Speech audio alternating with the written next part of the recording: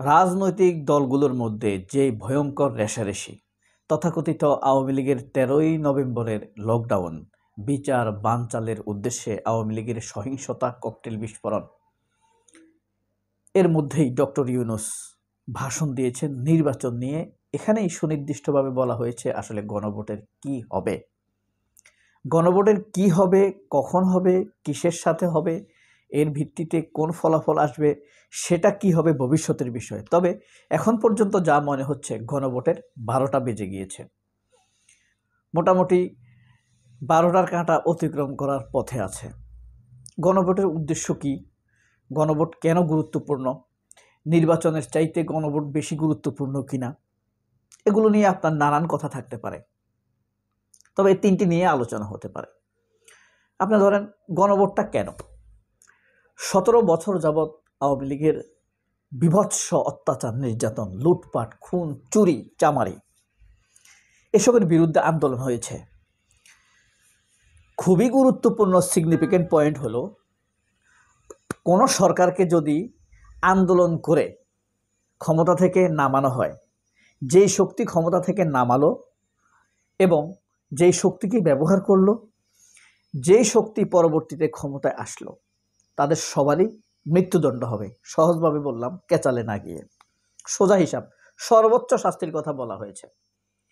নির্বাচন ব্যতীত কোনো সরকার যদি আসে, যার মাধ্যমে আসে, যে আসে, যারা আনে, মানে কেউ তো আন্দোলন করে, কেউ একজনকে তো আনে, কারোর মাধ্যমে তো আনে, এই তিনটা পক্ষেরই সর্বোচ্চ শাস্তি হবে, তার মানে মৃত্যুদণ্ড হবে।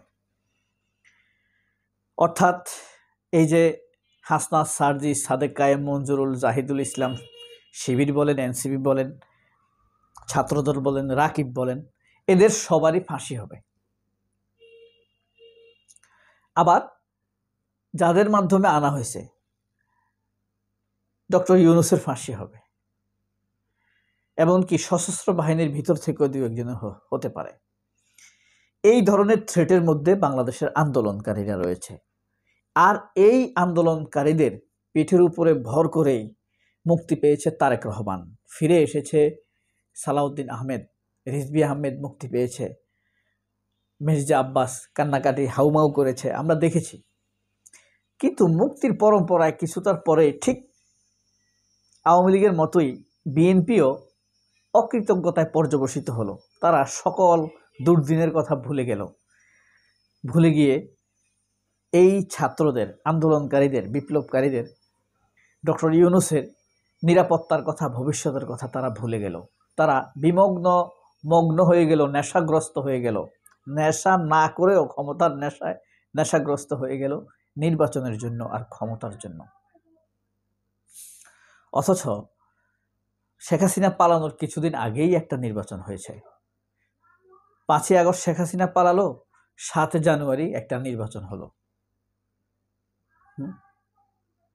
অর্থাৎ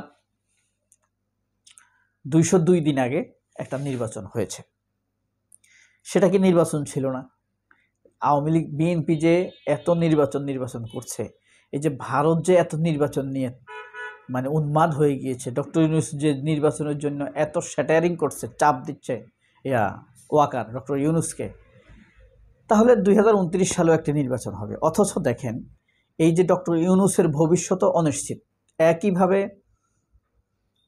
এনসিপির নেতৃবৃন্দের ভবিষ্যৎ অনিশ্চিত। এখন কথা হলো, ফেব্রুয়ারির মাঝামাঝি যে ইলেকশন হবে, ইলেকশনের সাথেই হেনা ভোট দিয়েছে। তো এই হেনা ভোটের কোনো বেল থাকবে? ফেব্রুয়ারির ইলেকশনের দিনটা হেনা ভোটের দিন থাকবে না, ওই দিনটা হয়ে যাবে ন্যাশনাল ইলেকশনের দিন। এখন আশ্চর্যজনকভাবে এই কথাটি বুঝতে জামায়াতের এত দেরি হলো কেন? এদের ওয়ার্কশপ কি এত কম? হয়তোবা তারা বলবে, বা তাদের জামায়াতের যারা সমর্থক, মানে ঘোরতর সমর্থক, এখন তো আমিও সমর্থন করি, ঘোরতর সমর্থক যারা, তারা বলবে আপনাদের চাইতে জামায়াতের মাথার গিলু অনেক বেশি। এখন কথা হলো, গিলু প্রচুর থাকুক, সেই গিলুর কাজ হতে হবে। এই যে তুমুল আন্দোলনের ঘোষণা দিলেন, আপনার যমুনার সামনে বসা হবে, এই সেই বলল জামায়াত, এখন এসব হাম্বিতাম্বি হয়ে গেল না। অর্থাৎ ভবিষ্যতে জামায়াতের এই ধরনের ডেসপারেট ঘোষণার উপরে সাধারণ মানুষের ভরসা কমে যাবে, ওয়েট কমে যাবে। তখনই এরকম ঘোষণা দেবার কে ছিল? এখনই বা আবার চুপ থাকার কারণ কি? আবার তখন যদি আপনি না বুঝে ঘোষণা দিয়েছেন, সেটাও এক ধরনের দৈন্যতা। আবার যদি আপনি ওয়ার্কশপ করে থাকেন, গণভোট হলে এই সুবিধা, না হলে এই সুবিধা, সেই ব্যাপারে আপনি মানুষকে সচেতন করেছেন?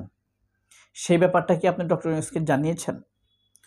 এখন কথা হলো, এই যে ফেব্রুয়ারিতে যখন গণভোট হবে, যখন সেটা এমপিরা নির্বাচিত হয়ে যাবে, শপথ হয়ে যাবে, পাওয়ারে যাওয়ার পর দুনিয়ার আর কাউকে পাত্তা দিবে না এরা।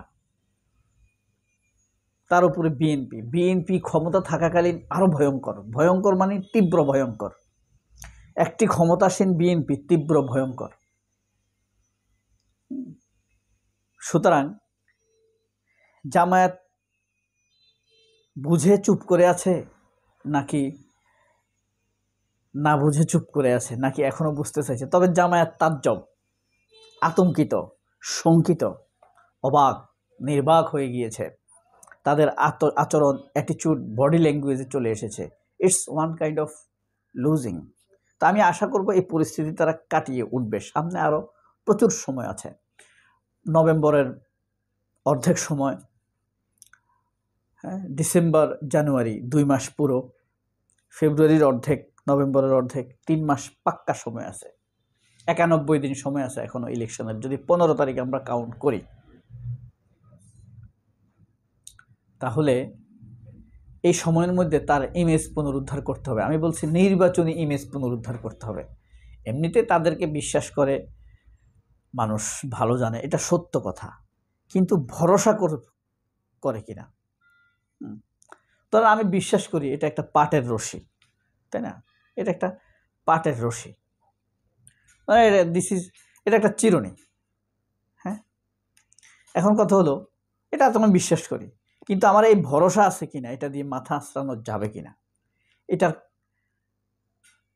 দাঁতগুলো লুজ নাকি সুইয়ের মতো মাথা কাটা যায় কিনা, সেই ভরসাটা থাকতে হবে। ভালো জানলেই হবে না। এখন সেই ভরসা, নির্বাচনী ইমেজ পুনরুদ্ধার করার ক্ষেত্রে তারা কি করবে? আন্দোলন চালিয়ে যাবে, নিজেদের সেই ভরসাপূর্ণ দৃষ্টিভঙ্গি উদ্ধার করবে, নাকি নতুন পলিসি নেবে? তাহলে তো এখন টক শোতে গেলে, বিভিন্ন জায়গাতে গেলে প্রশ্ন করবে, এই যে এত আন্দোলন করলেন, আপনাদের সেই আন্দোলন এখন কোথায় গেল? বলবে না? সবাই অনেক ভালো থাকবেন। আল্লাহ হাফেজ। আসসালামু আলাইকুম।